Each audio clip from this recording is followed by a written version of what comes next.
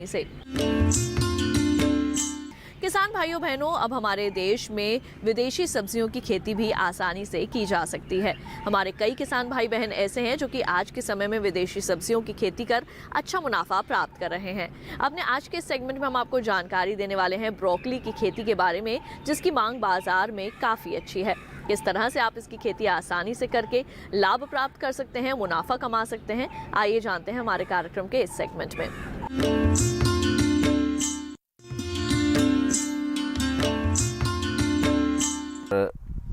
मैंने पहले धनिया, मूली, पालक, खीरा, टमाटर, ये सब खेती जो हमारी परंपरागत खेती से जुड़ी हुई हैं सब्जियां, उन वही सब कर रहे थे हम लोग भी।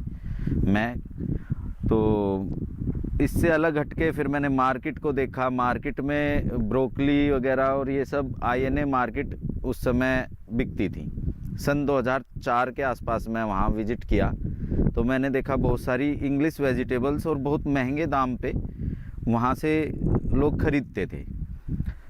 तो उसमें मैंने देखा 2-3 चीज़ों को चूज़ किया, जिसमें मैंने उसमें स्वीट कॉर्न, बेबी कॉर्न और ये ब्रोकली, लेट्यूस, तो ये सब कहाँ से फिर इसका सीड मिले, कहाँ से इसको लगाएं, कैसे लगाएं, ये हमारे एनवायरनमेंट में होएगी नहीं होएगी, उसके लिए भी मैंने पूरी जानकारी पूसा संस्थान और डॉक्टर्स वगैरह, कृषि विज्ञान केंद्र, यहाँ सब से मैं यहाँ से हमारा एक सेंटर है आईसीआर का कुल्लू मनाली, वहाँ पे गया और टीम पूरी हम लोग साथ में गए थे। काफ़ी लोग, गांव से भी मैं कुछ किसानों को लेके गया था। वहाँ से हमने जानकारी प्राप्त की कि ये ब्रोकली जो है हमारे क्षेत्र में हो सकती है। तो इसके लिए हमने वहाँ से थोड़ा सीड लेके आए, यहाँ ट्राई किया और लगाया तो यहाँ पे ब्रोकली हो गई थी। तो सन 2004 में फिर मैंने कंपनियों का पता किया कि कौन कौन सी कंपनियां इसका सीड बना रही हैं और कहां से इसका सीड अवेलेबल होगा। मैं इंदिरा मार्केट जाके पता किया, वहां से मैंने इसको सीड लेके आया और उस समय एक सीड स्काटा का मुझे मिला, तो वहां से मैंने इसको लगाया सन 2004-05 में। और इससे, क्योंकि मार्केट बहुत कम था उस समय, इतना अधिक मार्केट नहीं था, सब लोग जानते नहीं थे कि कौन सी सब्जी है ये, कैसे इसका यूज़ होता है, क्या इसके न्यूट्रिएंट्स हैं। तो मैंने लगा काफ़ी एरिया में दिया था, तो उसमें उसके बावजूद भी मैं उसको बेच पाया। इसका सबसे बड़ा कारण मेरा नज़दीक ये दिल्ली मार्केट का होने का था और दिल्ली मार्केट में उसको सारे को बेच पाया और उससे मुझे काफ़ी लाभ हुआ, प्रॉफिट हुआ। कम से कम 1 एकड़ में मेरा उस समय पे 1 से 1.5 लाख रुपए का ब्रोकली हो गया था। तो सन 2004-05 की मैं जब बात कर रहा हूँ आपसे। और उसके बाद लगातार फिर इसको हम लगाते रहे और हमें इसके बारे में समझ और अच्छी होती गई, इसकी जानकारी अच्छी होती गई, कैसे कौन सा समय इसको लगाने का है। जैसे अभी हमने इसको लगाया है, सितंबर में हमने पोट डाली थी और अक्टूबर में इसको ट्रांसप्लांट किया है यहाँ पे। अक्टूबर में ट्रांसप्लांट करने के बाद में अब ये हमारी 60 से 65 दिन में निकलनी शुरू हो जाएगी। मीन्स ये 10 दिसंबर 15 दिसंबर के आसपास हमारी ब्रोकली तैयार होगी और हम मार्केट में अच्छे रेट पे बेच पाएंगे। ये एक इसका अच्छा समय है। और इसी तरह हमने, क्योंकि अब तो इसको मार्केट बताने की आवश्यकता नहीं, उस समय तो बहुत मार्केट की दिक्कत होती थी, लेकिन पिछले 10-15 सालों में अवेयरनेस बहुत हुई है ब्रोकली और इंग्लिश वेजिटेबल्स के बारे में कि ब्रोकली के क्या क्या न्यूट्रिएंट्स हैं, इसके खाने से आपकी शक्ति बढ़ती है, इम्यूनिटी बढ़ती है और यहाँ तक भी कहते हैं कि शायद कैंसर के जो कीटाणु हैं उनको भी ये ख़त्म करती है। इस तरह का सुनने में आ रहा है, मैंने पढ़ा नहीं है मार्केट में इस तरह की बातें हैं। तो इसको बहुत सारे जिम वाले लोग भी इसको प्रेफर करते हैं, क्योंकि इसमें प्रोटीन बहुत अधिक मात्रा में होता है। और बहुत अच्छा एक प्रोटीन का साधन है ब्रोकली। मार्केटिंग के लिए अब इसकी कोई मतलब किसी को बताने की आवश्यकता नहीं है कि ब्रोकली है और वो बेचने जाना पड़ता है या कुछ उसकी अलग से मार्केटिंग हमने कहीं करनी पड़ती है। लेकिन अगस्त सितंबर में जब हमने इसको लगाया और ये नवंबर दिसंबर में अब हमारी स्टार्ट हो जाएगी। आज का रेट अभी हमारे पास में इसको ख़रीदने के लिए दोनों कंपनियों वाले रिलायंस भी, बिग बास्केट भी और मदर डेयरी तीनों के मेरे पास फ़ोन आ चुके हैं, बात हो गई है। 30 रुपये किलो में मैंने इसको तय कर दिया है कि 30 रुपये किलो में आपको दे दूंगा। और 1 एकड़ में करीब करीब 28 से 30 हज़ार पौधे लग जाते हैं। 1 एकड़ में 28-30 हज़ार पौधे लग जाते हैं और एक पौधे से हम मिनिमम वेट मानते हैं 500 ग्राम, 400-500 ग्राम का फूल हो जाता है। और मोटिलिटी 2000 मान लो तो 28,000 पौधों का 500 ग्राम के हिसाब से अगर हम कैलकुलेट करें तो करीब करीब 14 टन के आसपास माल होता है। तो 14 टन अभी हमने 30 रुपये तय किया है इस महीने का, और नेक्स्ट मंथ अगर डाउन आता भी है तो 20-25 रुपये किलो से इसका कम कभी रेट आता नहीं है। और इसका रेट हाई है 200 रुपये 300 रुपये किलो तक भी चला जाता है एक टाइम पे। अप्रैल में, मार्च अप्रैल के बाद में जाके इसका 200 रुपये 250 रुपये 300 रुपये तक भी इसका रेट चला जाता है। तो परंतु हम अभी की बात करते हैं, ये तो एक अच्छा सीज़न है यहाँ पे। और 30 रुपये किलो अगर बेचते हैं तो 4-5 लाख रुपए का आई थिंक 1 एकड़ से ब्रोकली से आप ले सकते हैं। तो फ़ायदे की खेती है और ज़्यादा अधिक मेहनत भी नहीं है इस समय पे करने पे। आपको बस अच्छे बीजों का चुनाव करना है, आपको अपनी मिट्टी में कंटेंट देखने हैं कि उस मिट्टी के लायक है, होएगी कि नहीं होएगी। और पानी, खाद, दवाई कोई अधिक इस समय इसमें दवाइयाँ भी नहीं लगती। अभी आप देख रहे हैं जैसे ये फ्रूट्स और ये सब, हमने इसमें कोई स्प्रे नहीं किया हुआ है, कोई पेस्टिसाइड यूज़ नहीं किया हुआ है। सिर्फ हाँ खाद ज़रूर दिया है, खाद दिया है हमने इसमें। और वो भी मतलब ऑर्गेनिक ज़्यादातर खाद दिए हैं इसमें स्टार्टिंग।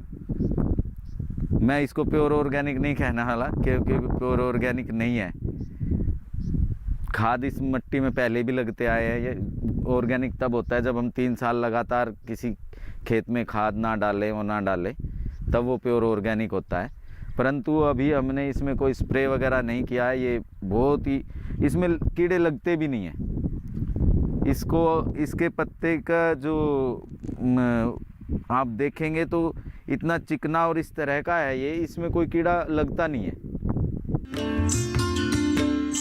तो अभी आपने देखा सेगमेंट खेती किसानी। इसके साथ ही कार्यक्रम गांव किसान में वक्त हो चला है एक छोटे से ब्रेक का। जल्द लौटेंगे वापस, कहीं मत जाइए, देखते रहिए दूरदर्शन किसान।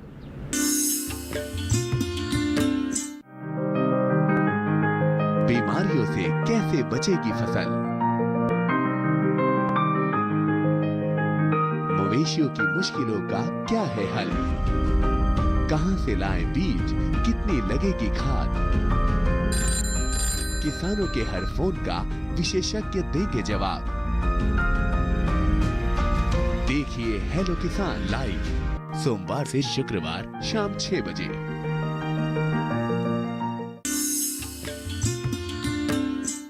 ब्रेक के बाद एक बार फिर आप सभी का स्वागत है कार्यक्रम गांव किसान में। आइए कार्यक्रम में बढ़ते हैं आगे और अब देखते हैं सेगमेंट हमारा पशुधन। किसान भाइयों बहनों, जैसे कि हम सभी जानते हैं कि पशु ही हमारा असली धन है। और अगर आप खेती किसानी के साथ साथ पशुपालन करते हैं तो निश्चित तौर पर अपनी आमदनी में भी इजाफा कर सकते हैं। आज हम आपको बताएंगे किस तरह से आप साहिवाल गाय का पालन कर सकते हैं, क्योंकि साहिवाल गाय एक देसी नस्ल है और इससे आप अधिक से अधिक मुनाफा भी प्राप्त कर सकते हैं। तो आइए आपको साहिवाल गाय के पालन के संबंध में दें कुछ खास जानकारियाँ।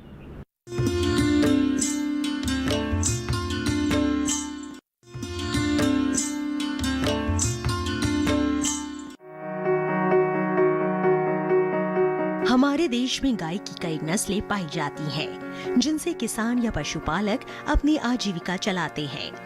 बेहतर उत्पादन के लिए पशुपालक गाय की उन्नत किस्मों का चयन करते हैं। गाय की उन्नत किस्मों में साहीवाल गाय को प्रमुख स्थान दिया गया है। साहीवाल गाय में कई विशेषताएं पाई जाती हैं, जैसे इस गाय की प्रतिरोधक क्षमता काफी अच्छी होती है। इस गाय से मिलने वाले दूध की गुणवत्ता काफी होती है। साहीवाल गाय की प्रजनन क्षमता अच्छी होती है। इन गाय का पालन बेहद आसान होता है। आवास में अधिक व्यय करने की जरूरत नहीं। इनमें गर्मी सहने की अच्छी क्षमता अधिक होती है। इनकी प्रजनन की अवधि में 15 महीने का अंतराल होता है। गाय करीब 10 माह तक दूध दे सकती है। मैंने शुरू में प्रिंटिंग इंजीनियरिंग में डिप्लोमा इलाहाबाद से के बाद जब मुझे नौकरी नहीं मिला तो मैंने ये काम शुरू किया ताकि मैं अपना घर का किसानी से ही अपने 10 गाय से शुरू किया था। और मैंने NDRI हमारे वहाँ से ट्रेनिंग लिया। उसके बाद अच्छी ढंग से इस गाय के संवर्धन में पिछले 30 सालों में आज इस मुकाम पर पहुँचा हूँ कि जिससे मेरे पास अब 20 लीटर की गायें मैंने खुद साहीवाल जो हमारी देसी गायें हैं ये तैयार की हैं। और हमारे यहाँ कुल अब 800 लीटर दूध का उत्पादन हो रहा है। और जो हमारी ये गायें हैं इसका हमने इतना कीमती दूध A2 प्रोटीन के नाम से जाना जाता है और इसका घी बहुत उपयोगी है। ये हमारे यहाँ काफ़ी शहरों में 150 रुपये तक किलो तक बिक रहा है, जबकि हमारा तो अभी 60 रुपये हम बेचकर भी इसमें अच्छा मुनाफा कमा रहे हैं।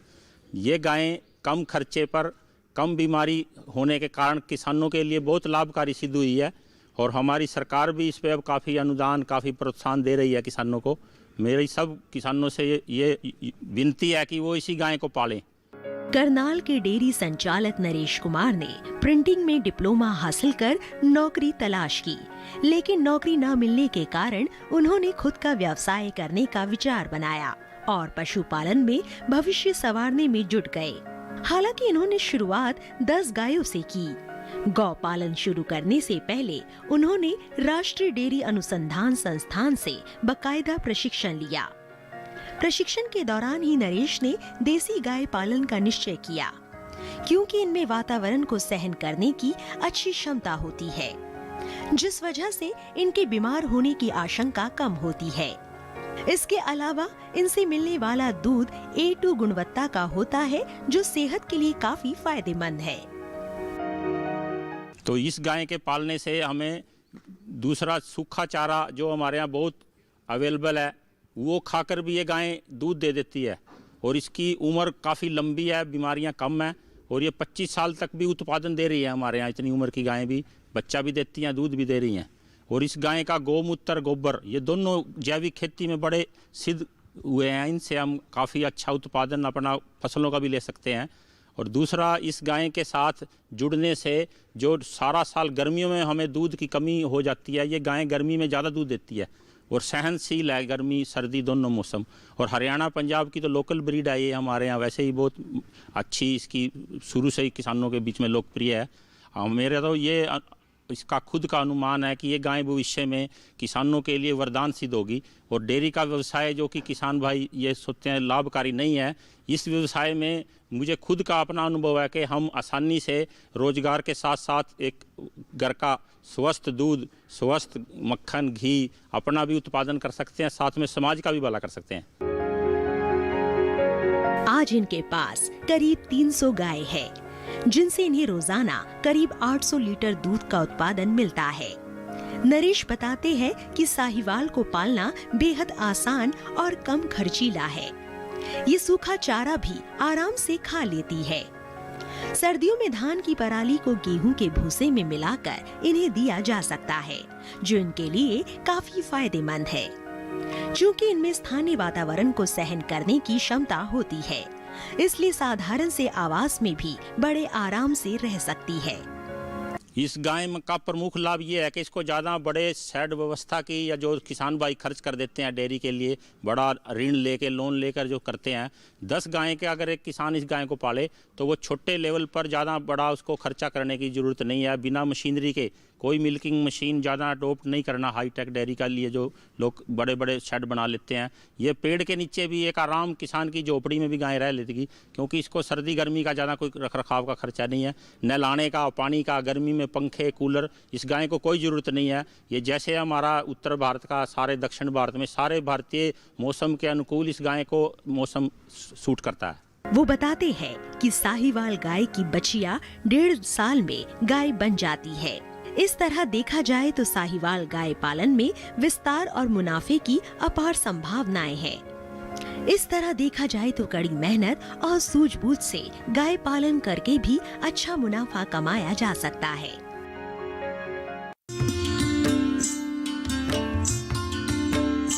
तो अभी आपने देखा सेगमेंट हमारा पशुधन। आइए कार्यक्रम गांव किसान में बढ़ते हैं आगे और एक नजर डाल लेते हैं इस माह के पशुपालक कैलेंडर पर।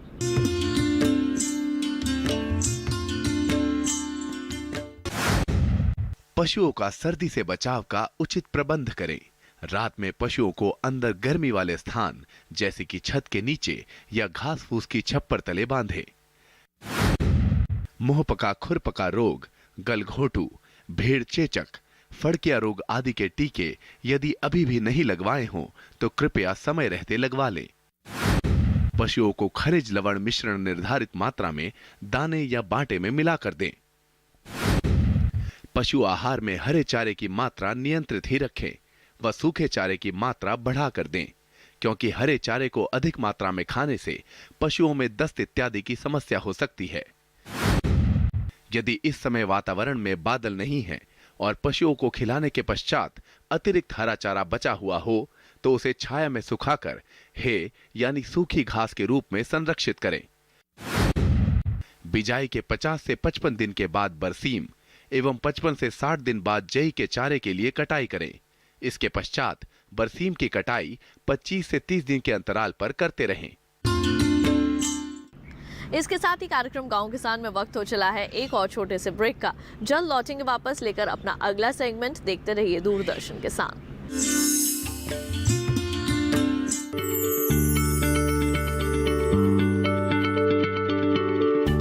क्या आप किसी बीमारी से परेशान हैं? चाहते हैं डॉक्टर की सलाह? तो हम हैं आपके साथ, बताएंगे आपको जीने की राह। समस्याएं आपकी, समाधान देश के मशहूर विशेषज्ञों के।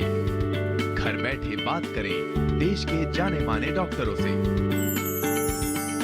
हमारे लाइव प्रोग्राम स्वस्थ किसान में हर शनिवार शाम 6 बजे से 7 बजे तक। ब्रेक के बाद एक बार फिर आप सभी का स्वागत है कार्यक्रम गांव किसान में। आइए कार्यक्रम में बढ़ते हैं आगे और अब देखते हैं सेगमेंट कामयाब किसान की दास्तां। किसान भाइयों बहनों, अपने आज के सेगमेंट में हम आपकी मुलाकात करवाएंगे एक ऐसी सफल महिला किसान से जिन्होंने खेती किसानी के क्षेत्र में एक मुकाम हासिल किया है और आज दूसरी महिलाओं के लिए मिसाल बनी है।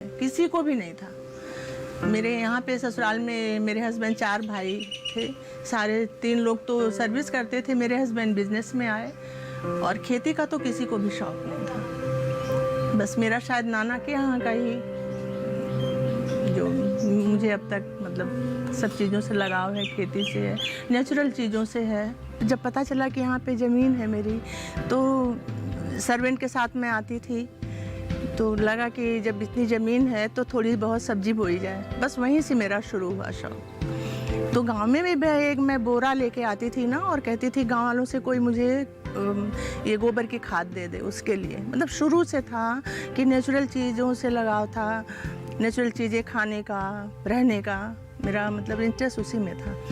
इसलिए जब से मैं आती थी इतना ख़राब रास्ता था यहाँ का, एक भी पेड़ नहीं था। मैं मतलब पूरे गर्मी में धूप में रह के खुद भी कभी सोचती हूँ तो उसका जवाब मुझे अपने से ही नहीं मिलता है कि इतनी प्रॉब्लम, मतलब घर में भी जाते थे तो कोई खुश नहीं होता था।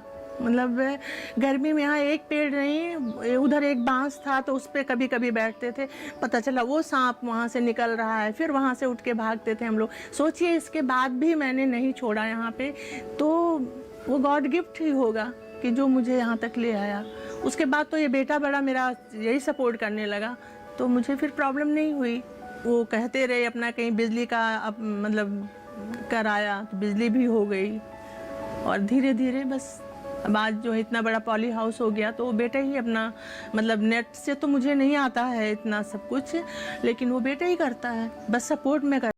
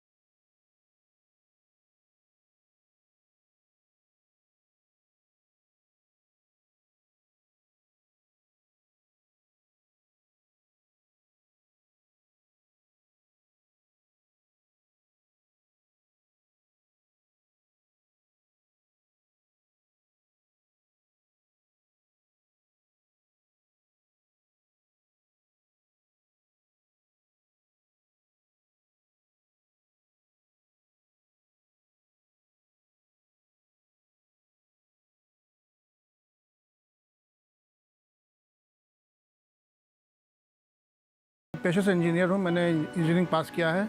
मेरी उम्र 45 साल है। मेरी माताजी ने मतलब यहाँ पे खेती का काम शुरू किया, तो उनको देख करके मतलब मुझे भी इसमें इंटरेस्ट आया, तो मैंने भी जो है खेती का काम जो है उनके साथ में देखना शुरू किया। फिर हम लोगों ने जो मिल करके साथ में ट्रेनिंग की।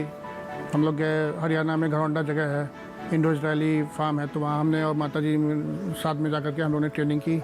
और प्रोटेक्टेड कल्टीवेशन के लिए जो है हम लोगों ने वहाँ से ट्रेनिंग करके आए। और यहाँ पे पॉली हाउस गवर्नमेंट सब्सिडी दे रही थी, तो 2011 में हम लोगों ने शुरुआत की जो है 1000 स्क्वायर मीटर से। सफलता का रास्ता मिल चुका था। यहीं से माँ बेटे ने खेती को आगे बढ़ाना चाहा। इसके लिए इन्होंने बाकायदा प्रशिक्षण लिया, जिसमें नई नई तकनीकों को जाना और पॉली हाउस में खेती करना शुरू किया। इसमें प्रोटेक्टिव खेती अपनाकर शिमला मिर्च की खेती शुरू की। पीली और लाल शिमला मिर्च को देखकर लोगों ने दोनों का हौसला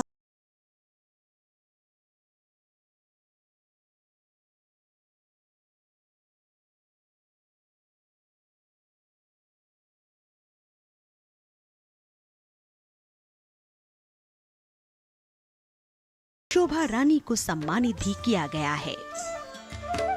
अपनी गलतियों से एक्सपीरियंस हुआ तो उसके बारे में बताते हैं हम लोग, उनको तो बताते हैं जो भी पूछते हैं। हम लोगों को तो कोई भी बताने वाला नहीं था, हम लोग कर करके फिर अपने आप जो है उसी से सीखते थे। लेकिन लोगों को तो नहीं कि हम लोगों ने मतलब जो हमको पता है वो हम नहीं बताएंगे, उनको तो अच्छे ही बताते हैं, और इसीलिए लोग आते भी हैं। एक आए वो सुन के यहाँ पे गए, उन्होंने किया, फिर दूसरे को भेजा उन्होंने, तो इस तरह से लोग काफ़ी लोग पहले आते थे, बहुत लोग। मेरा शौक था जो यहाँ तक ले आया मुझे, मतलब ज़बरदस्ती करके और अब मैं यहाँ आती हूँ ना तो एक एक चीज़ देखती हूँ तो इतना मुझे अच्छा लगता है। जब पहला पेड़ एक लगाया कदम का, और ये जंगल में नर्सरी है 5 रुपए का लेके, मैं वो दिन याद है, और लाके धान लगा हुआ था उसमें बीच में लगा दिया, और आज वो इतना बड़ा पेड़ हो गया है, लोग उसकी छांव में बैठते हैं, तो मुझे देख के बहुत अच्छा लगता है। तो अभी आपने देखा सेगमेंट कामयाब किसान की दास्तां। उम्मीद करेंगे कि हमारे आज के गांव किसान कार्यक्रम में दी गई जानकारियां आप सभी के जरूर काम आएंगी। तो आज के लिए केवल इतना ही, मुझे दीजिए इजाजत। आप देखते रहिए दूरदर्शन किसान। नमस्कार।